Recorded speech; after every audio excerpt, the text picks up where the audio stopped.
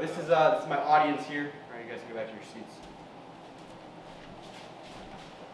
All right, so my name is Kyle Wheeler, and today I'm going to be teaching you how to cook a steak.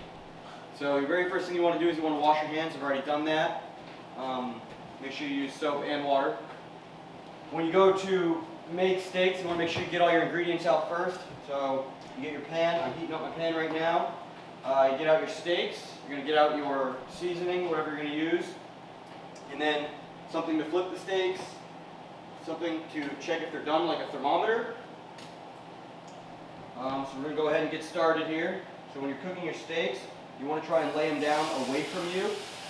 That way any oil or anything that's in the pan won't splash back up into your face. Then while you're cooking them, there's different temperatures to cause different doneness of the steak. So for a rare steak, you want to cook it at about 120 degrees. For a medium rare steak, you want to cook it at about 130. For a medium well steak, you want to do about 150 degrees. For a well done steak, you want to do it about 160.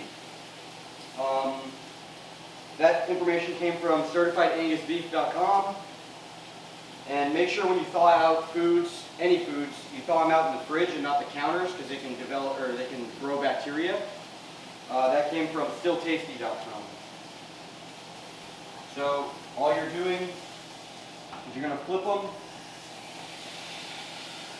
roughly every 2 minutes until they're done.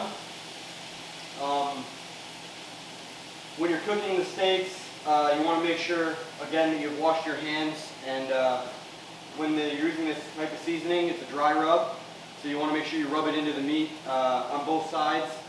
You can also use like a marinade, and in that case, you would just leave it in like a plastic bag in your fridge and let it marinate for a few days. So this steak here I'm going to make is going to be a medium rare, which doesn't take long at all. You just want to make sure you get the inside temperature up to at least that 120 degrees for at least 2 minutes in order to kill all the bacteria. So I'm going to go ahead and measure the temperature. And right now we're at about 130. So we're going to keep it there for about 2 minutes, and then that steak will be done. Does anyone have any questions? Yes?